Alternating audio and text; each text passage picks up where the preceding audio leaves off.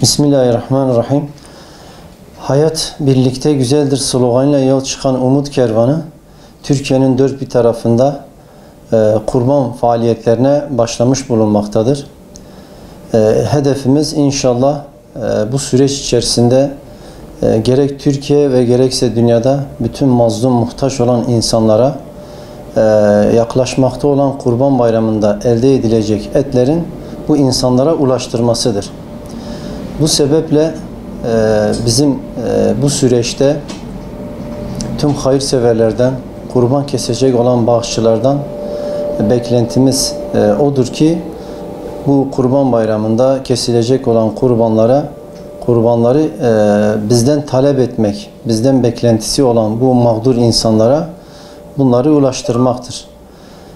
Malumunuz geçen yıllar olduğu gibi bu sene de biraz daha farklı geçmektedir. Zira salgın hastalığın vermiş olduğu olumsuz koşullar nedeniyle bu durumda binlerce, belki de yüz binlerce insanlar mağdur bulunmaktadır.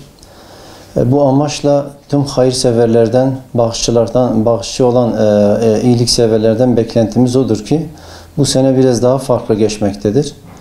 Bu amaçla bizden beklentisi olan bu muhtaçların yüzünü güldürmek, bir nebze olsun onlara bu mutluluğu paylaştırmak ki bayram kurbandır, kurban da bayramdır anlayışıyla yola çıkaraktan bu mağdur insanlara belki de yılda bir et yüzü gören öyle insanlar söz konusudur ki bunları sevindirmek elbette ki hem insani hem de İslami olan anlayışımızdan, inancımızdan kaynaklanmaktadır.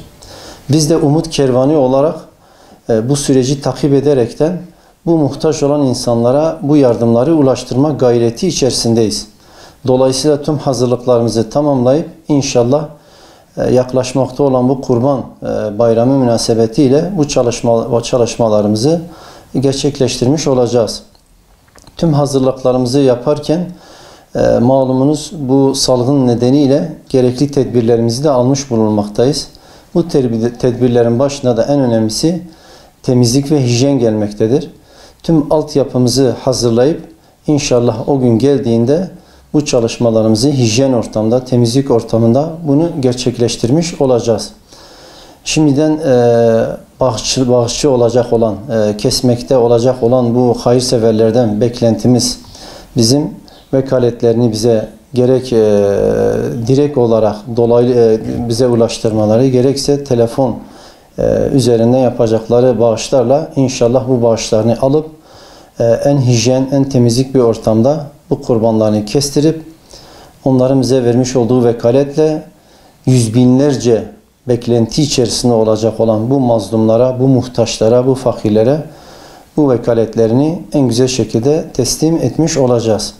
Bu sebeple şimdiden yapacakları bütün hayırları Cenab-ı Allah katında kabul etsin. Onlara da şimdiden teşekkür ediyoruz. Allah hayırlarını kabul etsin.